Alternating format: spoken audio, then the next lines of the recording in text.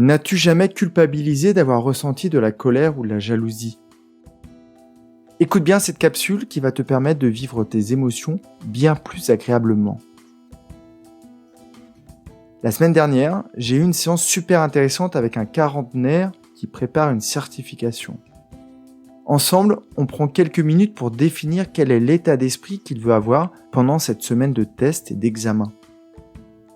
Comme à son habitude, il commence par ce qu'il ne veut pas. Et c'est là que c'est super intéressant. Voulant être bien avec lui-même, il me dit qu'il ne veut pas ressentir de colère et de jalousie. 2 sentiments qu'il avait eus lors de son premier passage de la même certification il y a quelques années. Et à l'époque, il avait échoué. Voici un extrait de notre échange. « Ok Cédric, qu'aimerais-tu qu'il se passe la semaine prochaine ?» Lui, « J'aimerais ne pas ressentir de colère et de jalousie. J'en avais eu beaucoup la dernière fois et ça m'avait plombé la semaine. Et je pense que ça a contribué à mon échec. » Je prends 1 minute pour lui rappeler que nos émotions, comme la colère, la jalousie, la joie ou l'excitation, ont des choses à nous apprendre. Ce sont des indicateurs qui peuvent contribuer à fluidifier notre vie. Je lui demande de me préciser à quel moment il a été au contact de la colère.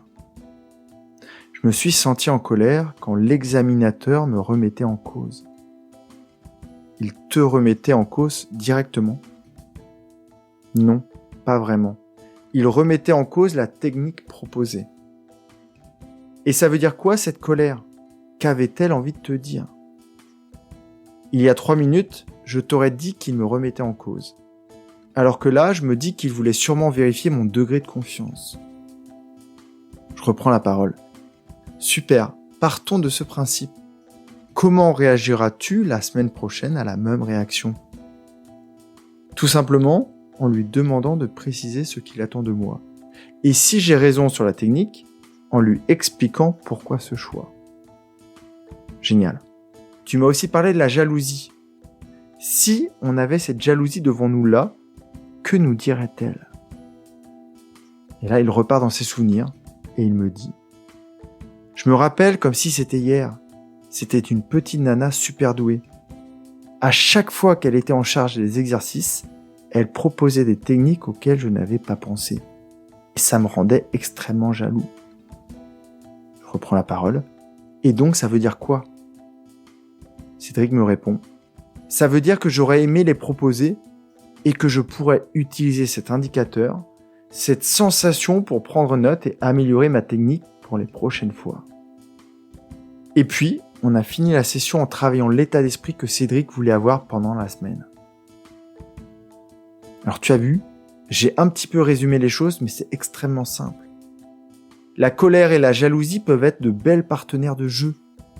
La prochaine fois que tu en ressens, demande-toi ce que cette émotion a à te dire.